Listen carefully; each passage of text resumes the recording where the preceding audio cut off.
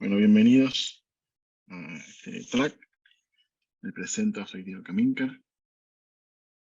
Trabajo en Camit SRL, una compañía que provee software de laboratorios, y en HL7 Internacional. Tengo dos sombreros, pues soy muy pelado. En HL7 Internacional soy un puesto que se llama DCSIO, que es Deputy Chief Standards Implementation Officer, o sea que me encargo del área de implementación, de cómo se implementan nuestros estándares. Trabajé en el laboratorio italiano mucho tiempo, soy amigo de la casa.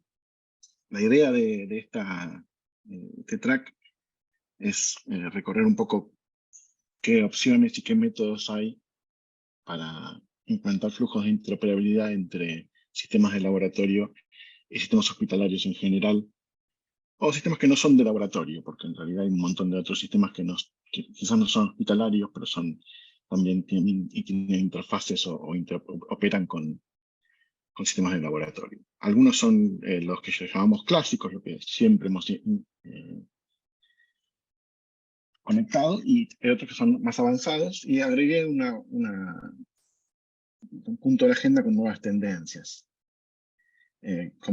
Vamos a discutir un poquito de archivos maestros y terminología controlada, y finalmente qué cambia con el nuevo estándar de HL7 que es FHIR. Entonces, la interoperabilidad es potencial, es que se podría conectar. No todos los sistemas de laboratorio se conectan con todo lo que se podría conectar. Lo que vamos a discutir hoy es todo lo que se podría llegar a conectar, no lo que hay que conectar. Lo que hay que conectar depende de cada implementación en particular y las necesidades de integración de cada laboratorio. Después vamos a discutir cómo impacta FHIR, que es el nuevo estándar. La primera discusión son los métodos y la temporalidad. Lo que hay que discutir, por ejemplo, es si el intercambio es sincrónico o asincrónico. O sea, si esperamos después de cada mensaje la respuesta, o si no esperamos y seguimos mandando y después recibimos las respuestas de todos los mensajes. Si es unidireccional o bidireccional, si mandamos información de un sistema a otro y no recibimos nada del otro sistema, o si enviamos y recibimos. Caso, por ejemplo, de órdenes, podemos enviar órdenes y recibir modificaciones de esas órdenes, o recibir resultados. Esa es otra de las discusiones. Online versus batch, quiero comunicarme ya mismo todo lo que está pasando, o puedo hacerlo una vez por día, una vez cada 15 minutos, o una vez cada un mes. Después el transporte de ese intercambio, si es a través de FTP, si es a través de HTTP, si es MLP, que es un protocolo mínimo que es el más usado en el mundo, a través de sockets, o si es RESTful, que es lo que estamos usando ahora con FHIR, si es la Internet, digamos, de lo que da vida a la Internet habitualmente. Y después, si hay un motor de interoperabilidad o no, si hay algún software específico para manejar interoperabilidad en el medio, por ejemplo, para hacer log de auditoría, o para hacer encolado, o priorizar los envíos. Y finalmente, si hay un backend y un frontend, y si hay una cola de eventos, que es una tendencia también a utilizar servicios de mensajería genéricos para la interoperabilidad. Los dominios de interoperabilidad en general, en la clásica, son la identificación y el censo de pacientes, la gestión de órdenes y de facturación, los resultados en forma granular, o sea, cada uno de los resultados de cada una de las determinaciones se pueden enviar, y en modo de presentación, o sea, el PDF final, y también que haya reportes preliminares y o finales. Esos serían los cuatro ítems que se intercambian habitualmente entre sistemas de laboratorio y hospitalarios. Lo primero que se intercambió, fíjense, fueron el censo y la gestión de órdenes y facturación, porque primero el dinero, y después se agregó el tema de los resultados, la parte clínica, digamos, más importante, que es tener acceso a los resultados y a los reportes. Y como interoperabilidad avanzada podemos hablar de federación de pacientes. No solamente tengo un lugar que me manda a mi laboratorio quiénes son los pacientes que están activos o no, sino que tengo una federación de pacientes porque tengo muchos sistemas que generan identificación de pacientes, y tengo algo que se llama Master Patient Index, que sabe cómo se llama cada paciente en cada uno de los sistemas, al cual podemos acceder. Después, gestión de workflow y requerimientos de muestras. No solamente el paciente y la orden, que es lo que en interoperabilidad clásica manejábamos, sino las muestras en sí, y eso porque hay lugares que son tan grandes que tienen módulos preanalíticos, y con el módulo preanalítico, al módulo preanalítico no le hablo de pacientes y de órdenes, sino te hablo de muestras y las cosas que hay que hacer de las muestras. Si hay que centrifugarlas, si hay que enviarlas de un lado a otro, etcétera, etcétera. Esa es una interoperabilidad especial para módulos preanalíticos, o también para envío de muestras entre distintos laboratorios. También tenemos ese workflow que es importante. El módulo de derivaciones también tiene su interoperabilidad, pero no es con GIS, sino que es entre LIS, LIS to LIS le llamamos nosotros. Gestión de turnos y recitaciones, poder pedirme un turno o una recitación en forma de mensaje de un sistema a otro. Gestión de colas o turneros, poder manejar un turnero, poder comunicarse con un sistema que maneja un turnero, que es el que nos permite atender a la gente de a una y dando un número a cada una, pero relacionar ese número con la orden de laboratorio para poder medir cuánto demoramos desde que el paciente entra a la atención ambulatoria hasta que sale de la atención ambulatoria. La interoperabilidad avanzada cubre resultados de microbiología, porque en microbiología es un mundo especial, es un mundo en el cual los informes se van generando en un lapso de tiempo más largo, tiene varias etapas. Uno podría primero informar lo básico, lo que viene en el microscopio, después podría informar la identificación y finalmente la sensibilidad antibiótica, y cada germen que se descubre podría tener varias sensibilidades antibióticas y podría descubrir varios gérmenes en el mismo informe, en la misma muestra, y podría tener varias muestras en el mismo informe. Entonces esa estructura jerárquica compleja la llamamos avanzada porque tiene un nivel de complejidad mayor. Reportes para valores pánico y vigilancia epidemiológica, en el cual podemos avisar que un valor está fuera de rango, pero muy fuera de rango, que peligra la vida del paciente, o queremos avisarle a algún sector de epidemiología, o el ejemplo claro del COVID, ¿no? Queremos avisar que hubo un caso nuevo de esta enfermedad que le interesa a la salud pública. También poder intercambiar la orden médica escaneada cuando tenemos orden médica en papel, y los resultados en PDF, JPEG o PNG. Tenemos un resultado que no es un número. Habitualmente nuestros resultados son números, o son textos, o son abreviados, pero también hay imágenes asociadas o documentos asociados. Algunos informes genómicos son muy complejos, se mandan a hacer afuera o se mandan a hacer una transcripción especializada y se adjunta ese informe al informe PDF del laboratorio general. En cuanto a genómica, la ubicación de las diferencias entre el patrón digamos, el patrón madre de lo que estamos estudiando y el del paciente en particular, dónde están las diferencias en el genoma y en cuál genoma, y el puntero a las historias, dónde está guardado lo que extrajimos, la información sobre el paciente específico.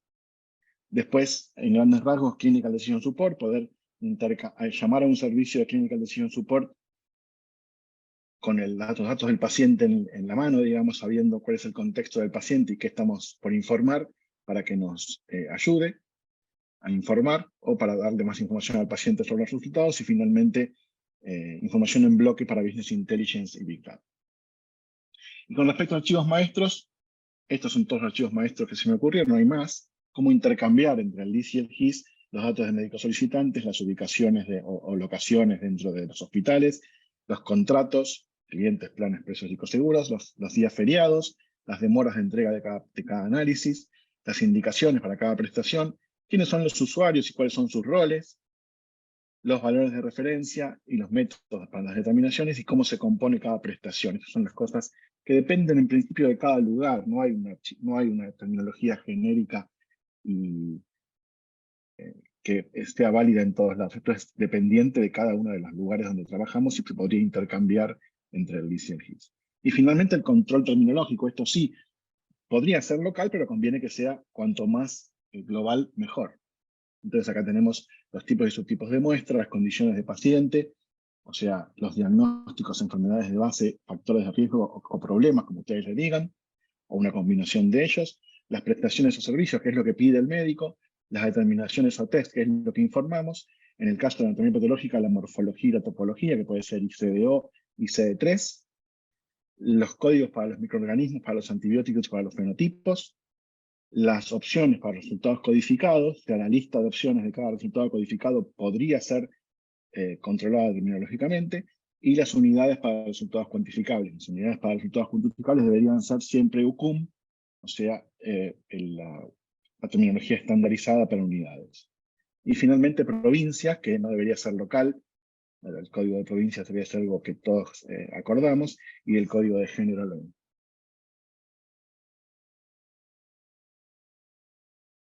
¿Valor pánico es equivalente a valor crítico? Pregunta Juan Carlos Ajunia. Sí, para nosotros podemos llamarlo de las dos maneras en forma indistinta. Por ahí alguien más purista dirá que no, pero para mí un valor pánico es igual que un valor crítico.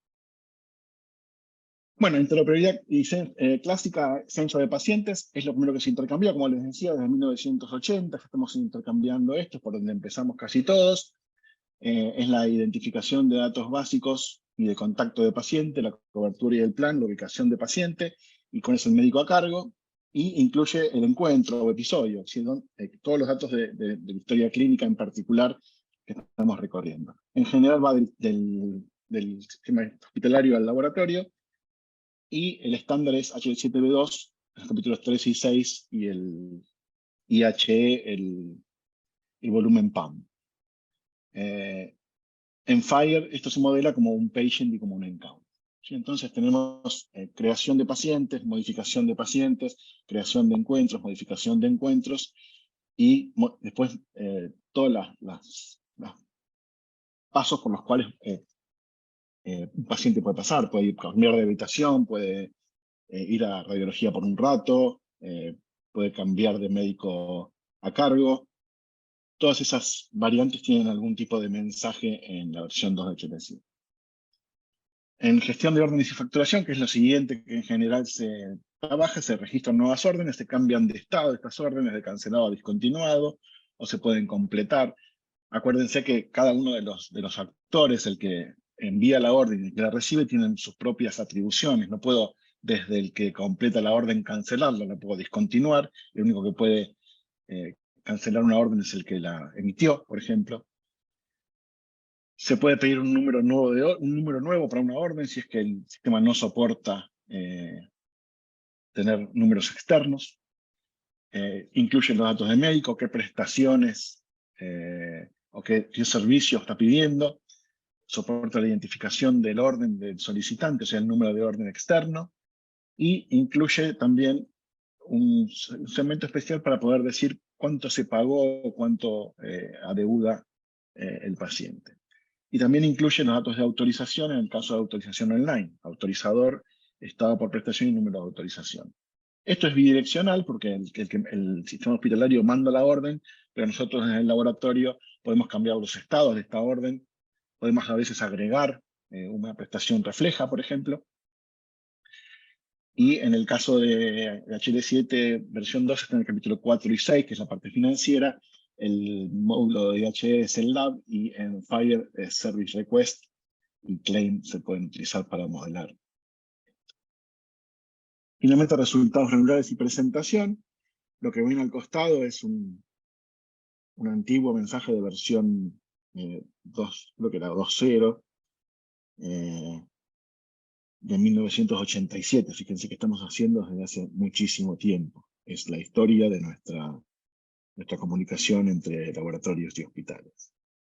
Entonces podemos mandar los resultados con el paciente, la orden, el servicio realizado. A veces algunos sistemas hospitalarios soportan el envío, la recepción de la muestra en sí, algunos sistemas no.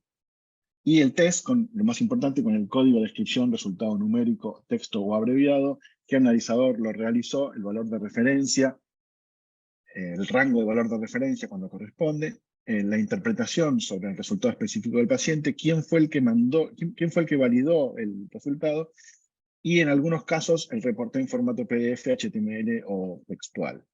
Habitualmente se empieza por el reporte en formato PDF, HTML y textual, y cuando la historia clínica hospitalaria está madura como para poder recibir los resultados en forma granular, se agrega el soporte. En cuanto a HL7 versión 2 es el capítulo 7, también en CDAR2 como documento clínico, el mismo módulo de IHE Lab, y en FHIR Diagnostic Report y Observation para modelar con recursos esta misma información. No todos los GIS y LIS soportan la capacidad de marcar un reporte como preliminar, no porque no podamos marcar como preliminar el informe, sino que ellos no pueden tener más de un informe en cada uno de las órdenes solicitadas. Entonces, en este caso, tenemos que decidir si enviamos al final únicamente o qué otro método se puede utilizar cuando el GIS no soporta más de un informe para cada orden.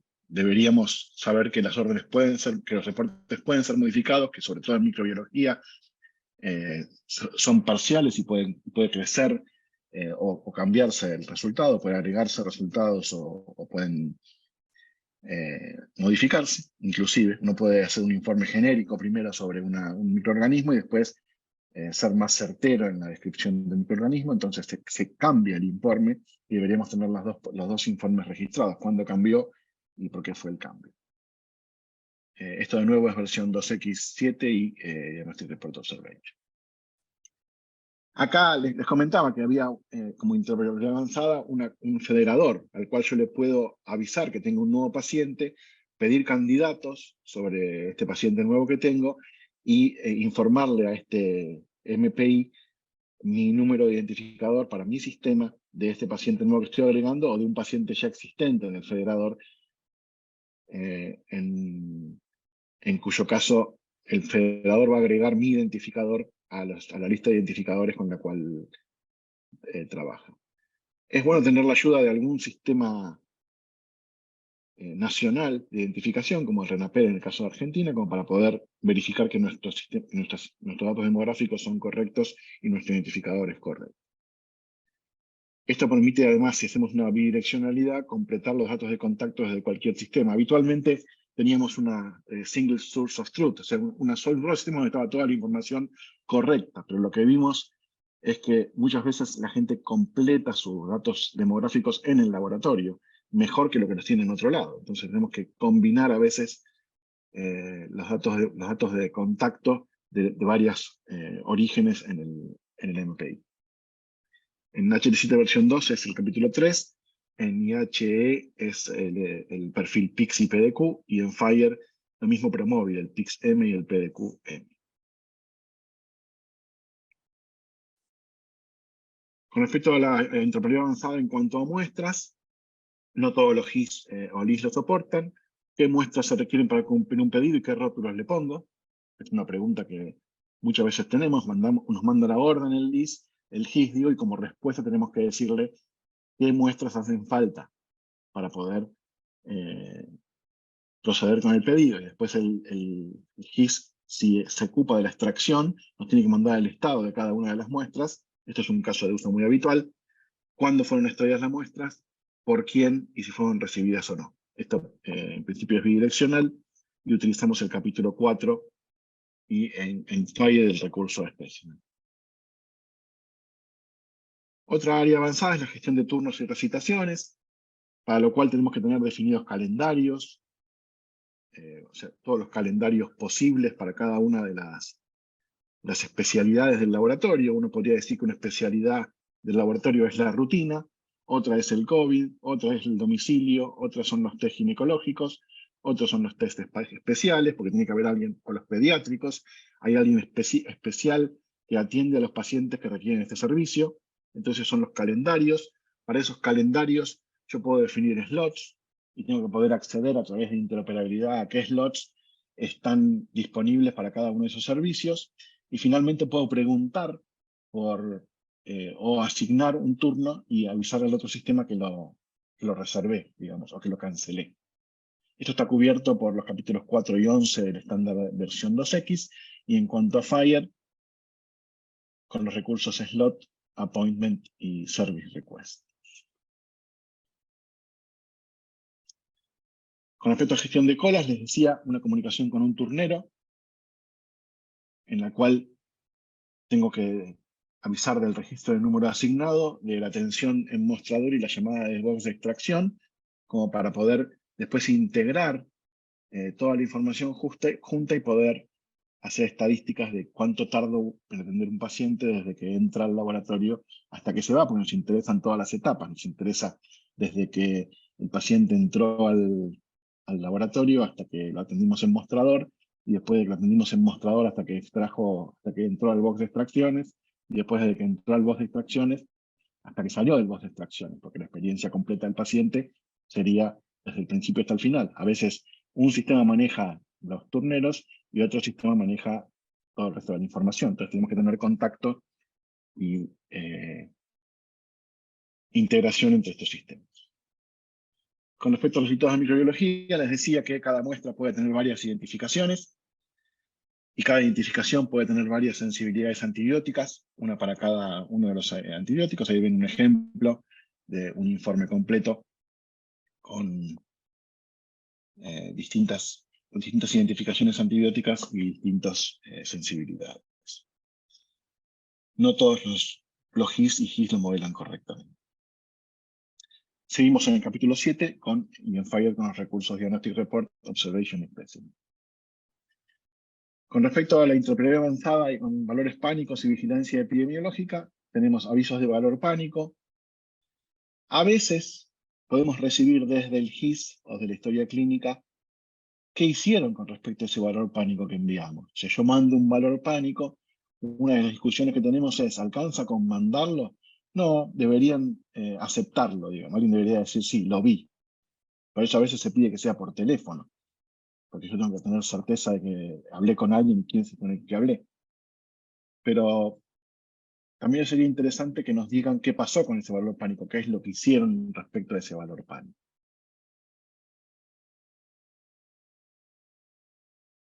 Quiero ver si tengo preguntas en el chat. ¿Vos estás fijándote, Nerea?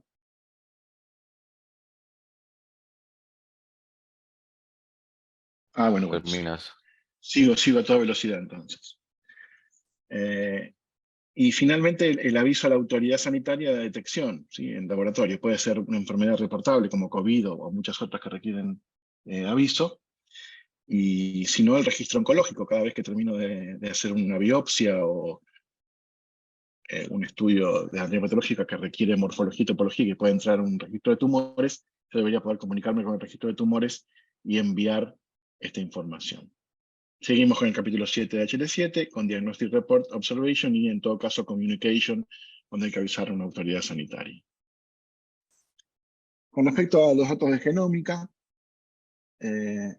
acá les mostraba que tenemos que representar, junto con el reporte habitual diagnóstico de laboratorio, esta información que es muy especial, digamos. Yo tengo que mostrar la secuencia de referencia y la secuencia del paciente. Y tengo que decir dónde están las diferencias. Entonces no hay nada en versión 2 para esto específico.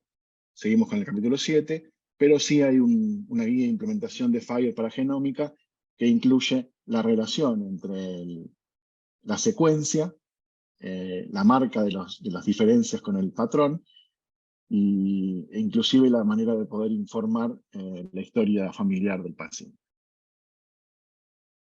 Con respecto a Clinical Decision Support, habíamos hecho alguna experiencia en el hospital con Infobaton, de poder decirle al paciente en el portal qué significa el resultado que está viendo, con un botón que decía ahí, de información.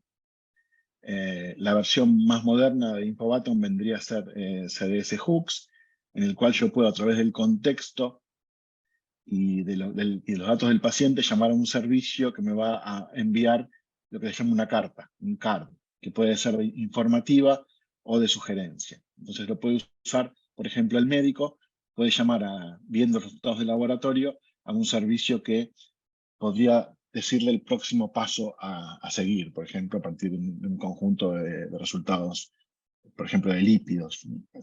Es lo que ustedes quieran implementar, digamos. El estándar, el CDS Hooks, permite definir cuáles son los mensajes a intercambiar entre los servicios de Clinical Decision Support y los sistemas, pero no dice cuáles son específicamente. Lo que nos define es el formato del intercambio.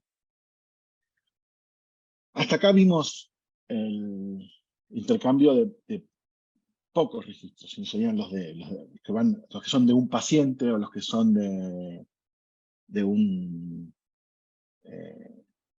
orden en particular.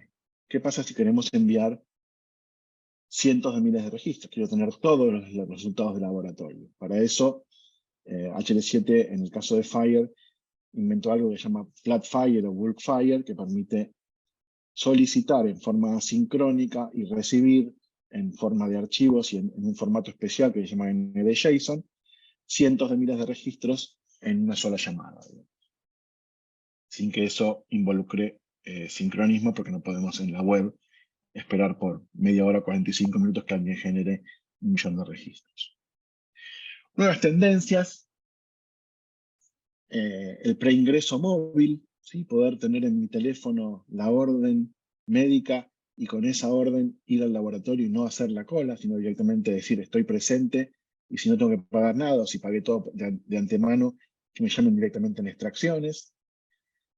Y lo mismo dar el presente desde la aplicación, no llegar al mostrador, no hacer una cola para ir al mostrador, sino que apenas entro en el laboratorio, como mi teléfono tiene GPS, también sabe que estoy en el laboratorio, puedo dar mi presente directamente. Esas son las nuevas interacciones que estamos implementando actualmente, que es lo que es la integración con sistemas móviles, ¿no?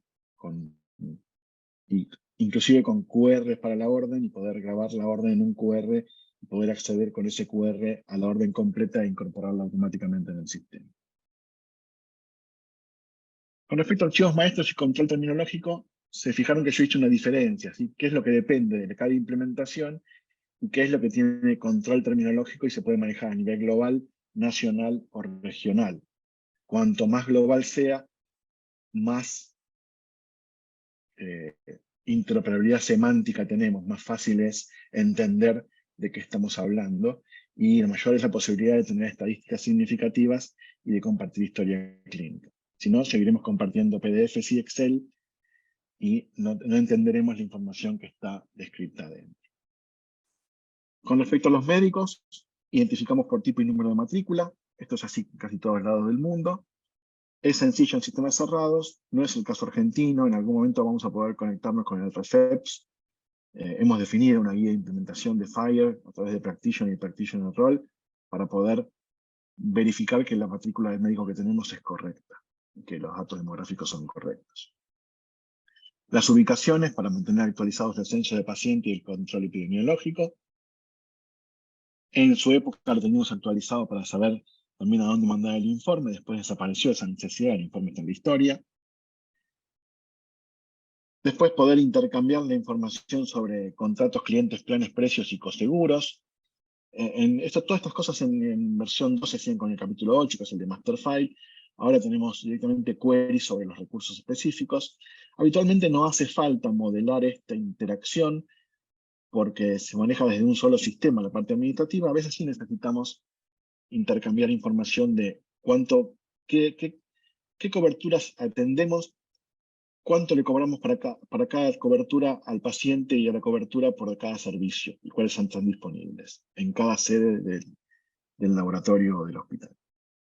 Después los feriados, si solamente el LIS calcula los feriados, no hace falta que haya una interacción de integración al respecto, pero si cualquiera de los dos puede calcular los feriados, a veces el calendario es complejo en el laboratorio porque hay un calendario de largada, y también hay urgencias que se manejan distintas, así que no siempre es lineal el cálculo de fecha de entrega, pero hay mensajes y hay recursos para definir esta información.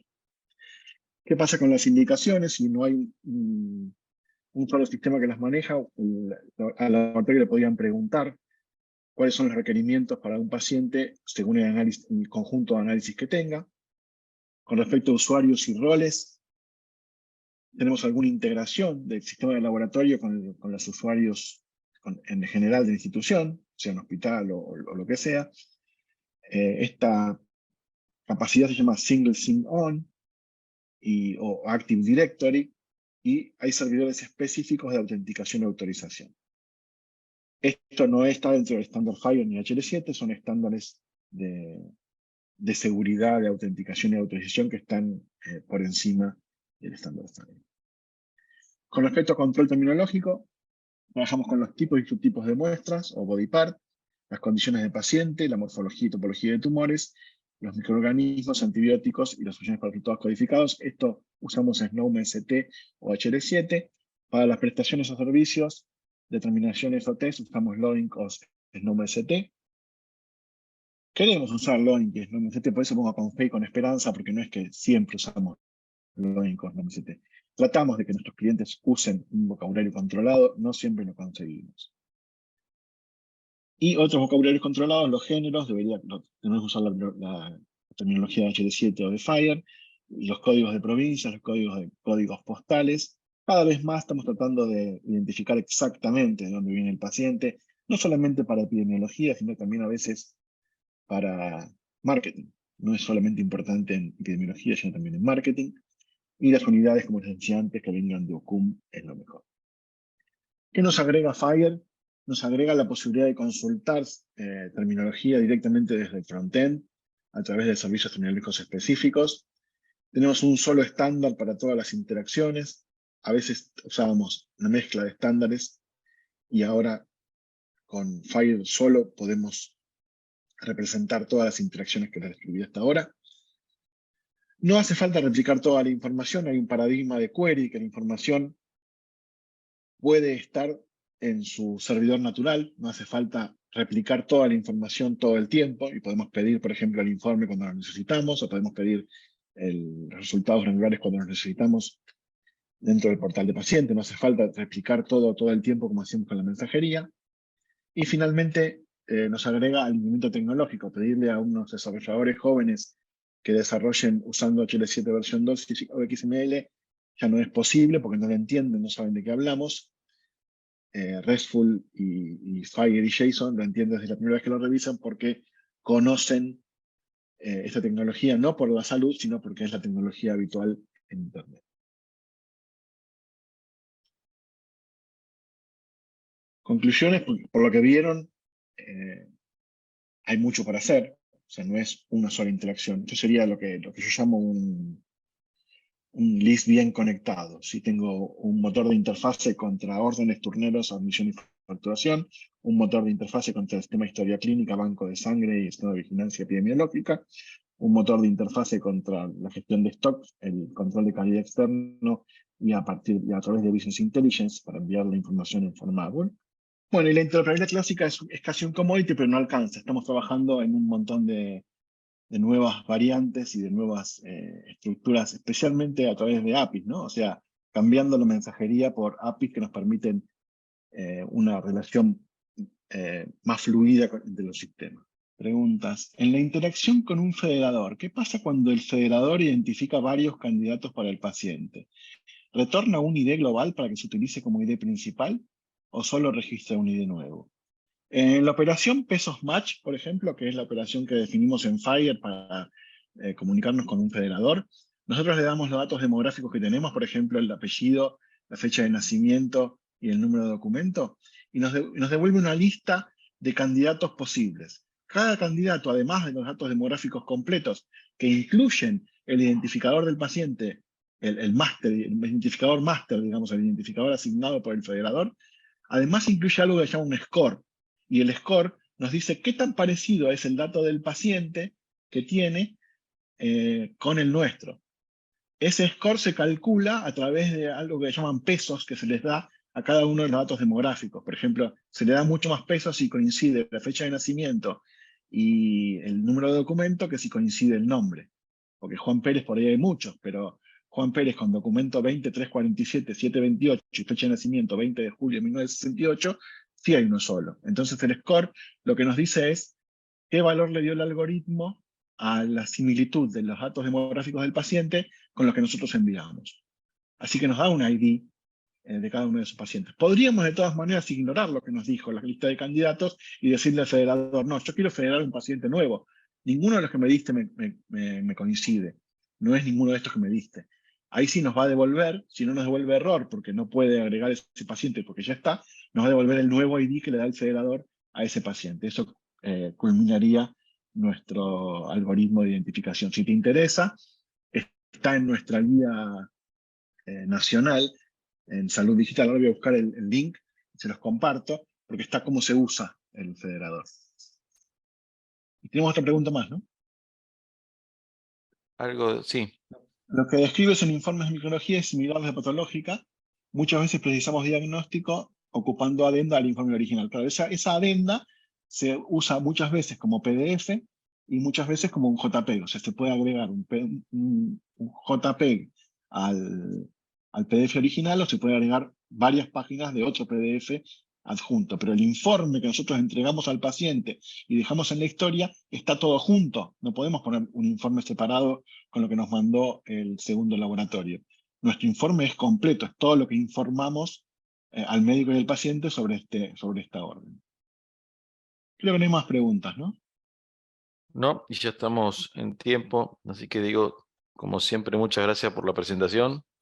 Muchas Bueno, gracias. les agradezco mucho. Nos vemos.